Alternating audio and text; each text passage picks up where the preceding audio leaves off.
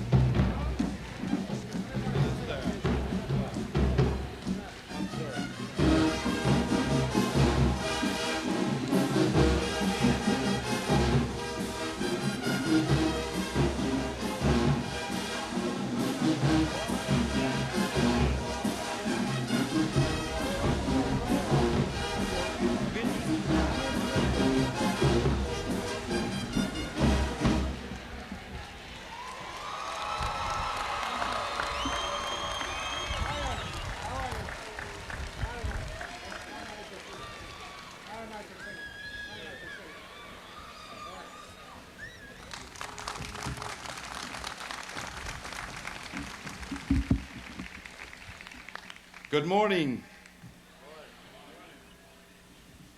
The Honorable Madiba, Mr.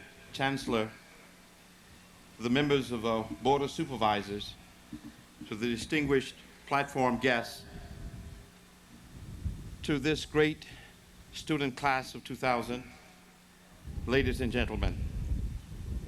Today I have the pleasure of introducing as our speaker a man who is not a stranger in any country, a kindred citizen in every country, our brother and our friend, the Honorable Nelson Mandela.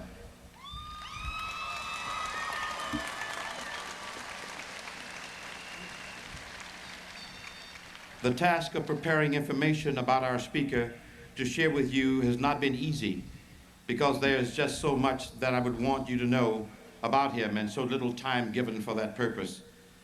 Trying to put the facts of his life in an organized fashion so that you will not accuse me of taking too much time when I already know that you are here to hear him, and to gain from him some words of wisdom that will reverberate over and over in your mind as you set out on the rest of this journey called life. Meeting Nelson Mandela for the first time is no small occasion for anyone. I can recall my own experience in this regard as I stood in the World Trade Center in Johannesburg, South Africa. I was there representing the state of Louisiana. I remember clearly my first thoughts when I saw him, for I felt, no, I knew that I was in the presence of the next president of South Africa. The signs were clear, the evidence was everywhere, and the voices of the people in the city, in the spirits of the children in the villages, in the eyes of those in the shanty towns, and in the words of those found in government buildings, I just knew what was about to happen. Considering what I, like the rest of the world, knew about the life and experiences of Mandela, I could not help but be awed by the man that I saw standing before me.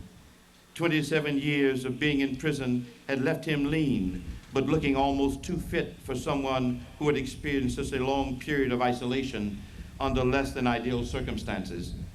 But as I traveled extensively in South Africa in the waning days before their democratic society emerged, while working with and observing the cultures of the people from among whom Nelson Mandela comes, I believe that I gained a better appreciation for who he is and why. Our speaker was born the son of a chief. He is the eldest son of the right-hand house of his father and the youngest of his father's 4 sons.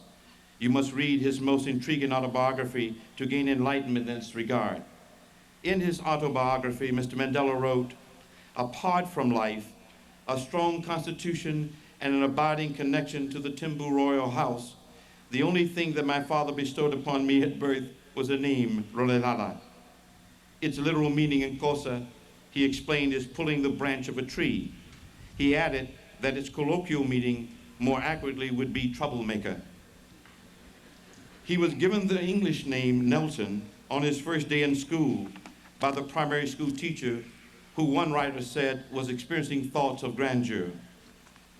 Our speaker is a lawyer who helped establish the first black law firm in South Africa. His practice was committed to protecting the rights of the poor and assisting those who were the most defenseless victims of the country's apartheid government. For this, he was jailed. There were unsuccessful efforts by the state bar to have him disbarred. While serving 1 jail term for sabotage, Nelson Mandela was sentenced to life in prison under the Suppression of Communism Act of South Africa for his role in the Defiance campaign. He was imprisoned for 27 years before he was released. He was undoubtedly the world's most famous prisoner, as the eyes of the peoples and nations around the globe were fixed on his country and its treatment of him. True to the directive that he had given to other activists to make every home, every shack, or rickety structure a center of learning, our Nelson Mandela made the prison into an educational institution. From his cell, he was still able to move the minds and hearts of people to support the continuing struggle for the freedom of his people. In 1990, Nelson Mandela was released from prison. Shortly thereafter, he and other ANC leaders announced the suspension of their armed struggle against the apartheid government of South Africa and began working with the governmental leaders to develop the plans for holding the country's first free elections. In 1993, Mr. Mandela was awarded the Nobel Peace Prize and accepted it on behalf of South Africans who suffered and sacrificed so much for peace. He has been awarded more than 50 honorary degrees from universities all over the world. And on last evening, Louisiana State University and Southern University bestowed the honorary doctorate degree on Mr. Mandela.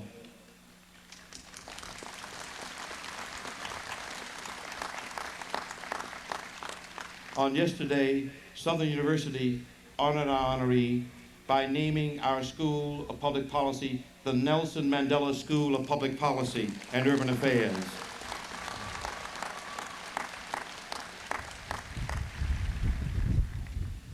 On May of 1994, our speaker was inaugurated as the first democratically elected state president of South Africa. Throughout his presidency, he served as a peacemaker at home and abroad, and he continues that today.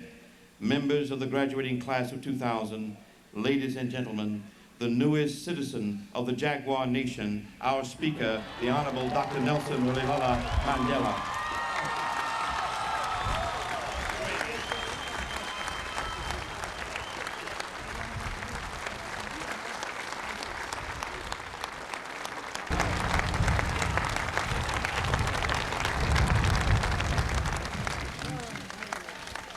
Ladies and gentlemen, let's give a warm Southern University welcome to our hero, our Jaguar, Mr. Mandela.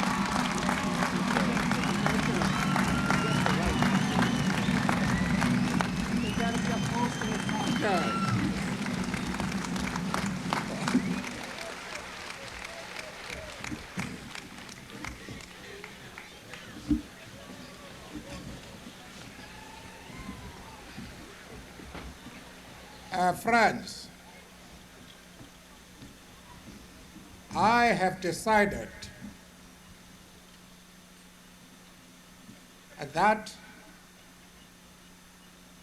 on an occasion such as this one, I should speak not from a prepared speech, but straight from the heart.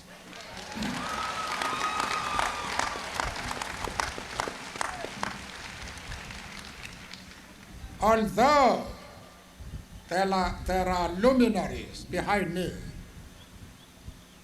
I am talking to my children and my grandchildren.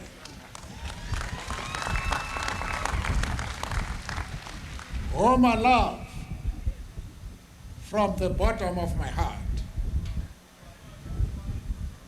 I was telling Dr. Tava this morning that I have 29 grandchildren and 6 great-grandchildren. So there is one thing, I am richer than Bill Gates.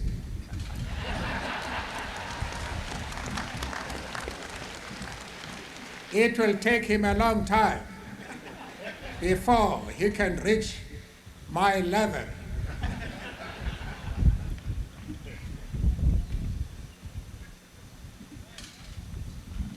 As students and other sections of the population, as I pointed out last night,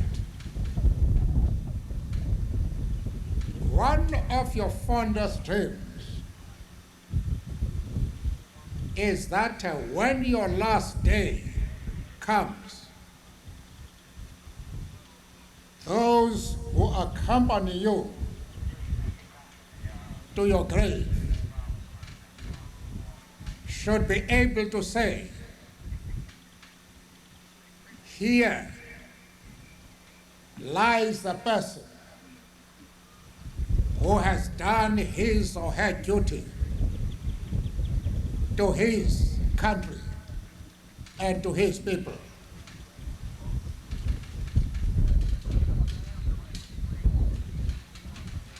Now, to reach that stage is not something that you can wish.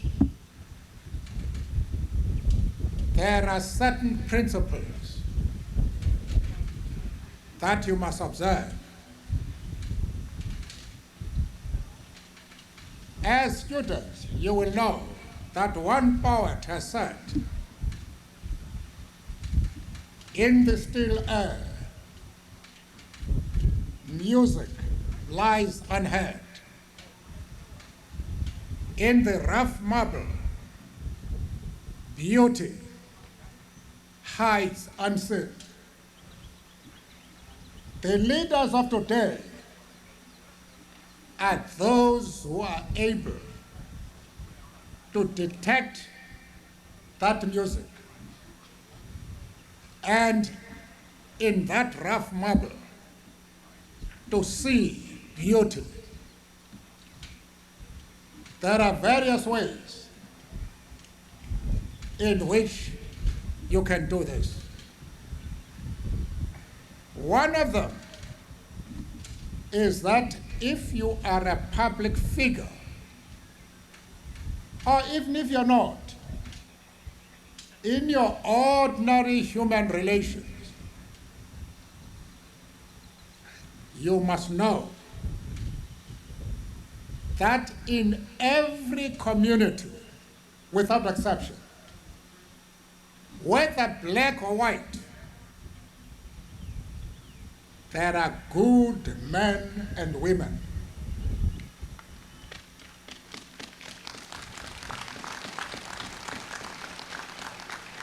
And the duty of a real leader is to identify those good men and women, no matter what their attitude is towards you, and to create an environment in which they can contribute their skills, their talents.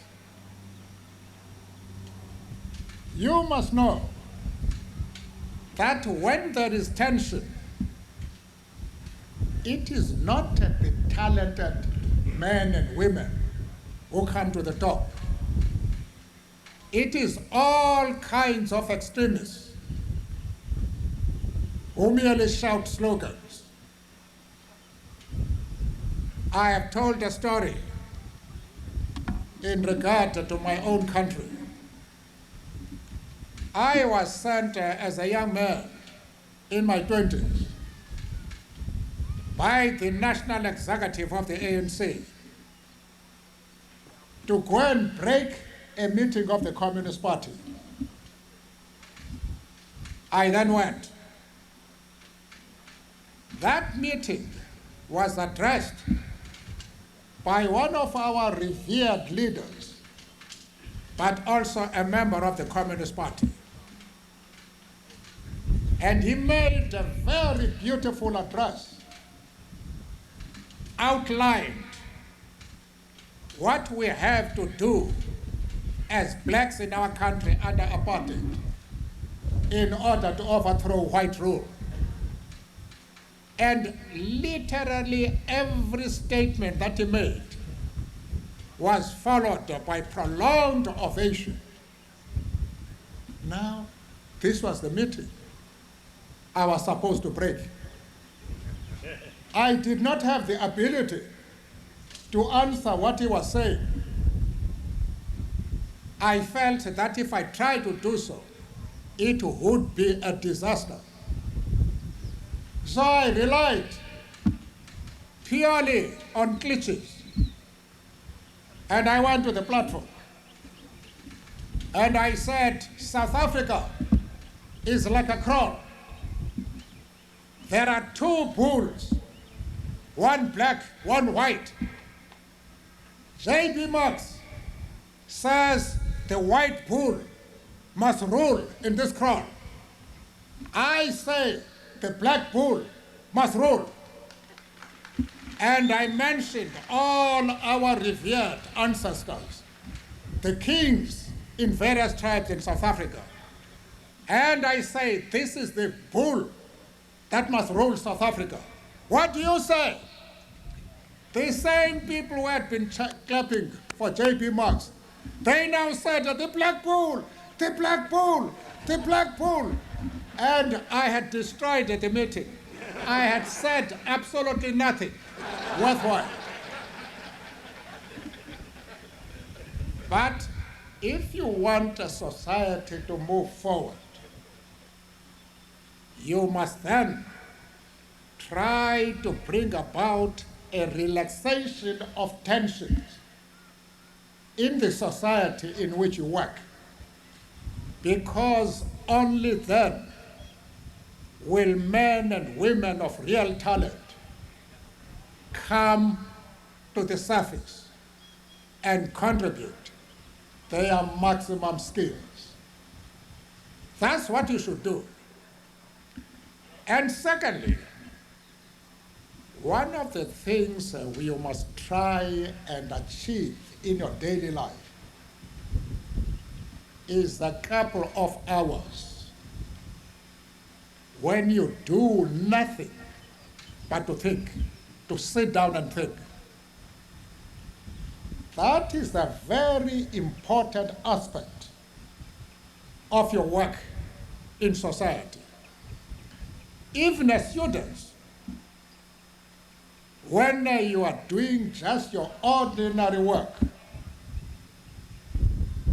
whether it is history, economics, mathematics, you need some time to sit down and just to think about your studies.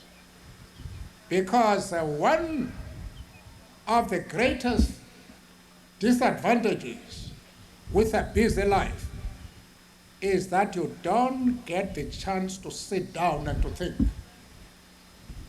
That is how we worked as young people, young activists in our country.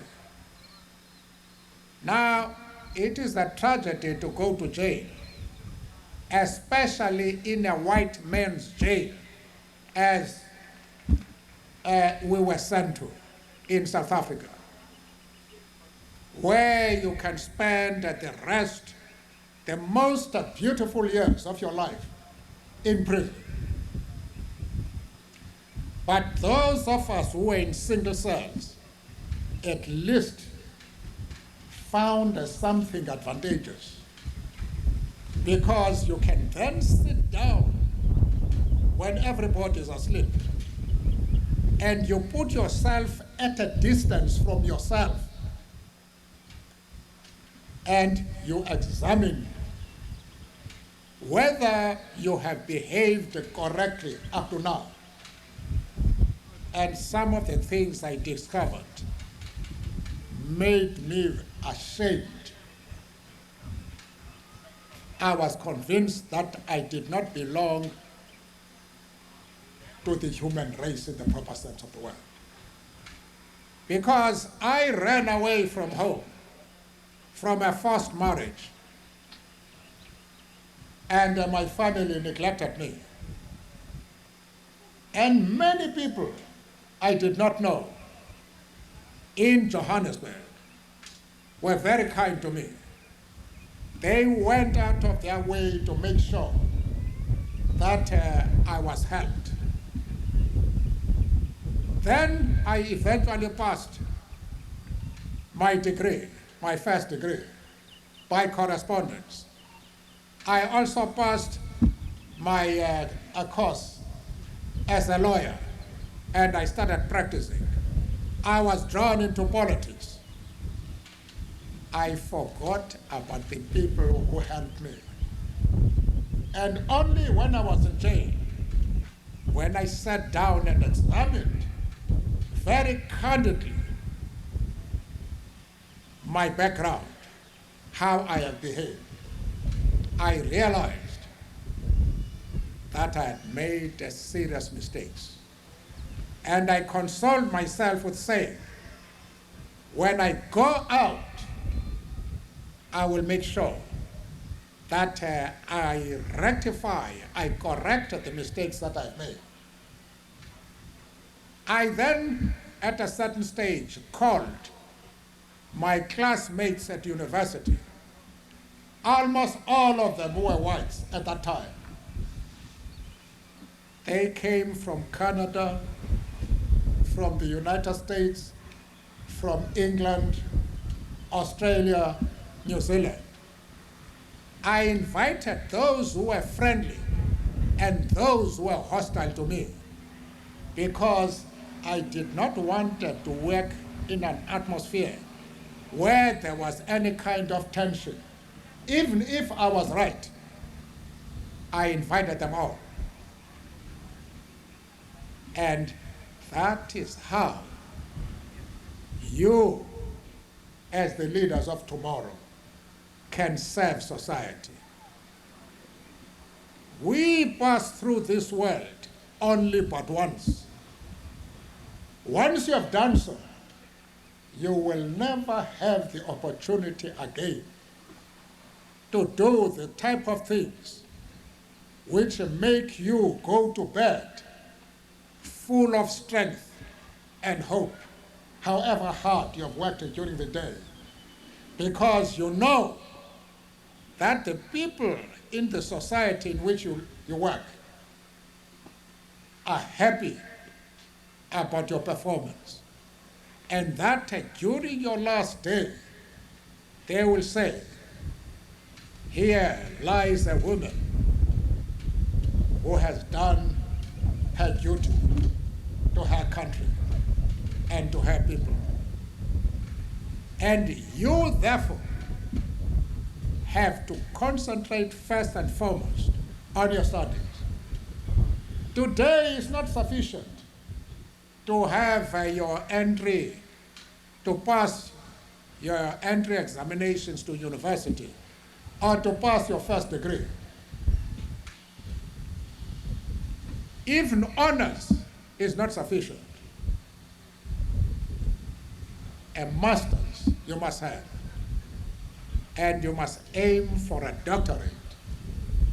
And there are many people, black people I'm talking about, who have had 2 doctorates from top universities like Harvard, like Yale. So it's no use just passing your first degree and resting content. In 1934,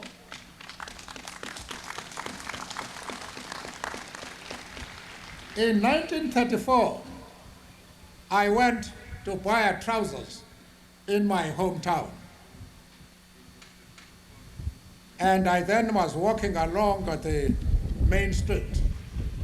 And I saw a group of people watching a man walking across the main street. Then I was interested because I'm essentially a country boy. And I went to an old man and I said, Grandpa, what is wrong with that man? He said, you are asking what is wrong about that man. You must ask what is right about that man. You see, my child, that young man has read all the books in the world. He has read and read and read and passed this book called Matriculation. Now, in our country, matric or matriculation, the full term, is the entrance to university. As that child has read all the books in this world, and he passed this book called Matriculation. And the way this chap was walking across the street, you could see too that indeed he had passed the matriculation, because he expected even the cars, to wait for him.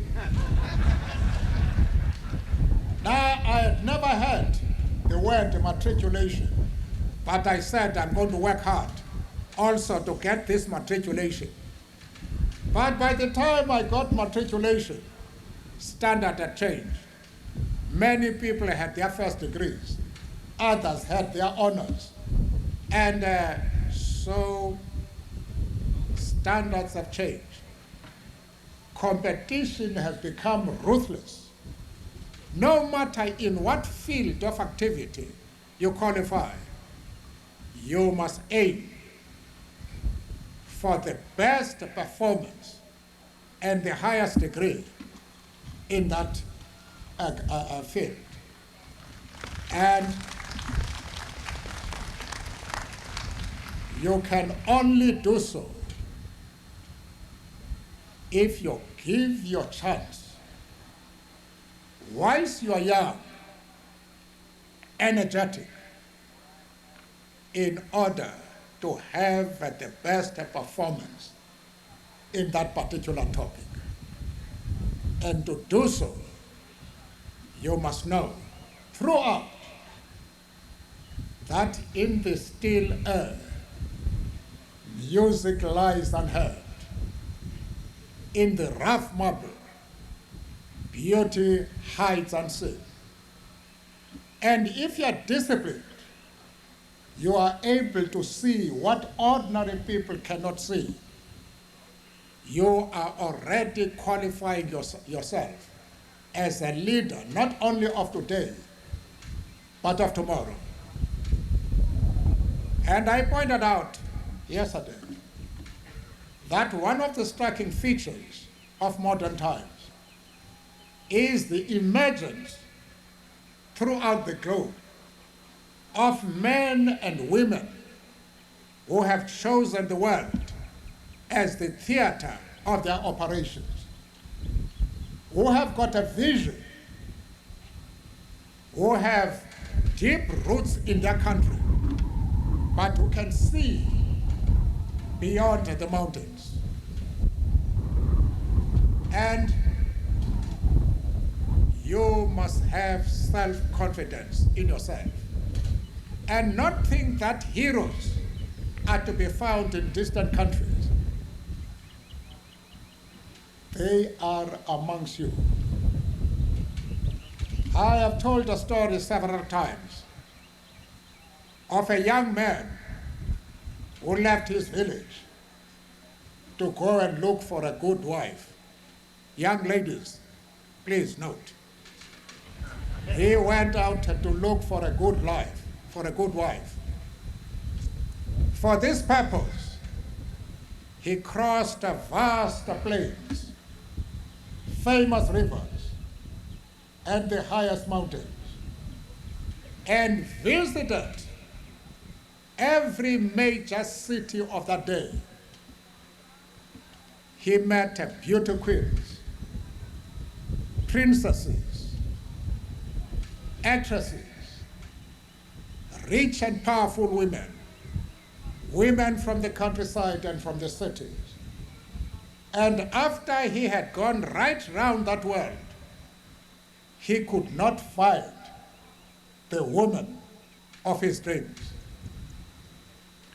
With his heart bleeding, he decided to return to his country in order to die, because he saw no reason why he should live when he had failed in his most fervent dream.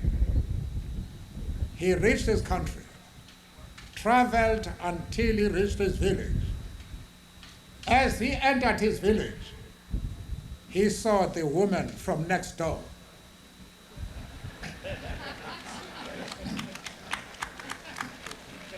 They were the same age. They went to the same school.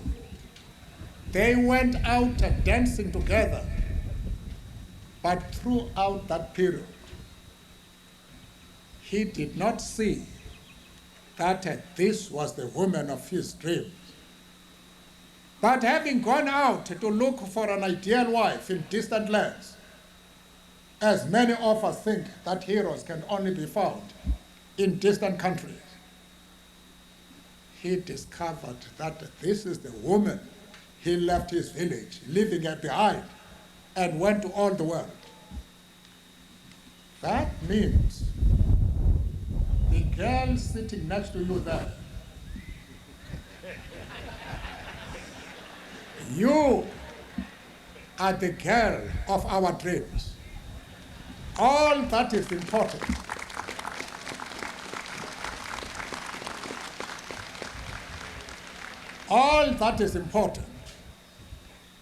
is that you should give yourself the opportunity to have the most important equipment in life, and that is education. To know what is the structure of a computer, what is hardware, what is software, what is the internet, because the computer and the internet are changing the fabric of society. You cannot live today if you don't know about computers. You don't need about the internet. Cultivate an attitude where you know that in the still air, music lies unheard. In the rough marble, and beauty hides unseen. I thank you. Right next door.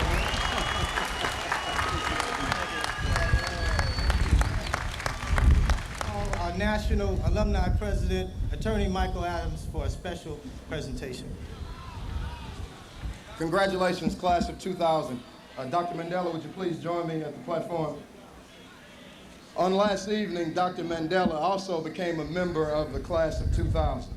So on behalf of the National Alumni Federation, we'd like to certify under the seal of the National President and Executive Director that the Honorable Dr. Nelson Mandela is an honorary life member of Southern University's National Alumni Federation. Congratulations.